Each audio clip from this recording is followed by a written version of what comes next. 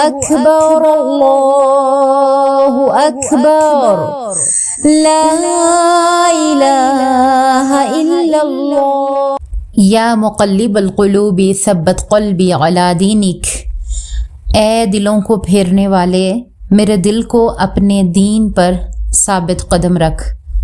اس خوبصورت سی دعا کے ساتھ ایک اور دعا کہ یا اللہ امت مسلمہ کے ایک ایک فرد کو، ایک ایک ماں کو، بہن کو توحید پر، سنت پر اور حق پر ثابت قدم رکھ، اور ہمیں فرقہ واریت سے نجات عطا فرما، ہم سب کو صراط المستقیم عطا فرما دے اور ان کے رستوں پر جما دے، آمین اللہم آمین۔ السلام علیکم ورحمۃ اللہ وبرکاتہ۔ سلسلہ توحید سے اصلاح زندگی تک 20 ڈیز جرنی ڈے 2، جس میں آج ہم آج کے ٹاسک کو دیکھیں گے، جس کا موضوع ہے شرک کی شکلیں۔ پیاری بہنوں، پیاری ماؤں، پیاری ساتھیوں، اگر آپ سے پوچھا جائے کہ شرک کیا ہے تو شاید فوراً ذہن میں بت پرستی، قبروں سے مانگنا یا غیر اللہ کی عبادت کا تصور آتا ہے۔ لیکن کیا کبھی میں نے اور آپ نے یہ سوچا کہ شرک کی کچھ ایسی شکلیں بھی ہوتی ہیں جو بظاہر عبادت جیسی لگتی ہیں مگر دل کے اندر چھپی ہوئی ہوتی ہیں؟ کیا ممکن ہے کہ ایک انسان نماز بھی پڑھ رہا ہو، قرآن بھی پڑھ رہا ہو، دین کا کام بھی کر رہا ہو، لیکن اس کے دل میں ایسی چیز داخل ہو جائے جو اس کے اخلاص کو کمزور کر دے؟ آج ہم شرک کی ان پوشیدہ شکلوں کے بارے میں بات کریں گے جو دل میں داخل ہو کر انسان اور اللہ کے درمیان تعلق کو متاثر کر دیتی ہیں۔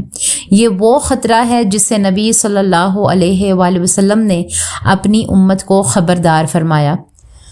نبی صلی اللہ علیہ وآلہ وسلم نے فرمایا کہ مجھے تمہارے بارے میں سب سے زیادہ جس چیز کا خوف ہے وہ چھوٹا شرک ہے۔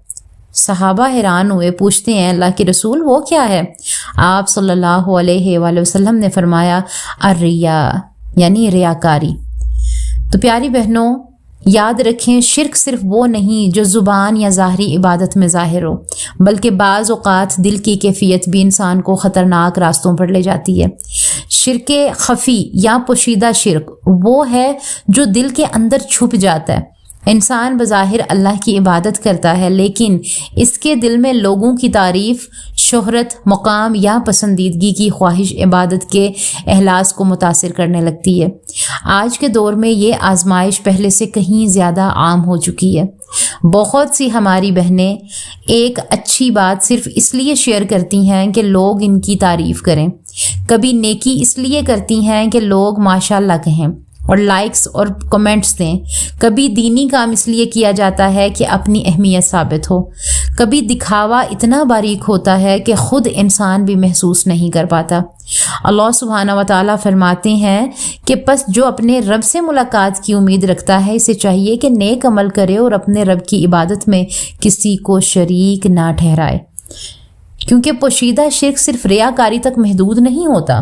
لوگوں کے بارے میں ایسا خوف کہ حق بات چھوڑ دی جائے، لوگوں کی ناراضگی کے ڈر سے اللہ کے حکم کو پس پش ڈال دیا جائے، کسی شخصیت، مال، عہدے یا تعلق کو دل میں اس مقام تک پہنچا دینا کہ اللہ کی رضا پیچھے رہ جائے، یہ سب دل کے امراض ہیں جن کا علاج توحید سے ہوتا ہے۔ سوچئے اگر آپ نیکی صرف اللہ کے لیے کریں تو چاہے پوری دنیا نہ دیکھے، صرف اللہ دیکھ رہا ہے۔ اگر آپ کسی آزمائش میں ثابت قدم رہیں تو چاہے کوئی تعریف نہ بھی کرے، لیکن اللہ جانتا ہے کہ آپ جمے ہوئے ہیں۔ اگر آپ اخلاص کے ساتھ ایک آنسو بہائیں تو اللہ کے نزدیک اس کی قدر دنیا کی تمام تعریفوں سے زیادہ ہے۔ ایک توحید پرست عورت اپنی قیمت لوگوں کی رائے سے نہیں بلکہ اللہ کے نزدیک اپنی حیثیت سے جانتی ہے۔ وہ جانتی ہے کہ تعریف بھی اللہ کے ہاتھ میں ہے اور عزت بھی اللہ کے ہاتھ میں ہے۔ اللہ سبحانہ و تعالیٰ فرماتے ہیں سورہ فاطر میں، جو عزت چاہتا ہے تو تمام عزت اللہ ہی کے ہاتھ میں ہے۔ ما کانا یرید العزت، کہ جو عزت چاہتا ہے، کتنی بڑی اللہ تعالیٰ نے بات کر دی، تو عزت تو اللہ تعالیٰ ہی کے لیے ہے۔ تو پیاری بہنوں، اپنے دل کی حفاظت کریں، کیونکہ شیطان اکثر بڑے گناہ سے پہلے دل کے اخلاص پر حملہ کرتا ہے۔ اپنے ہر عمل سے پہلے خود سے پوچھیں، اگر دنیا میں کوئی مجھے نہ دیکھے تو کیا میں یہ عمل پھر بھی کروں گی؟ تو یہ سوال اخلاص کا آئینہ ہے۔ تو چلیں آج کے ہم سوالات کو دیکھ لیتے ہیں۔ خود احتسابی سوالات میں سے پہلا سوال، کیا میں نیکی کرتے وقت صرف اللہ کی رضا چاہتی ہوں؟ ہمارا دوسرا سوال، کیا میں کبھی لوگوں کے خوف سے حق بات کہنے یا کرنے سے رک جاتی ہوں؟ ہمارا تیسرا سوال، کیا میری خوشی اللہ کی رضا سے وابستہ ہے یا لوگوں کی توجہ سے؟